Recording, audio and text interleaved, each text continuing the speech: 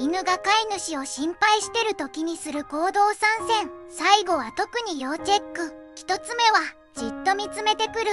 飼い主の様子を観察して異変がないかを確認しています。優しく声をかけて安心させてあげよう。2つ目は離れない。犬は飼い主を心配してる時に常に寄り添って体をくっつけてくることがあります。3つ目は舐める。顔や手をペロペロ舐めたり鼻でツンツンしてくるのは犬なりの慰めようとする仕草です。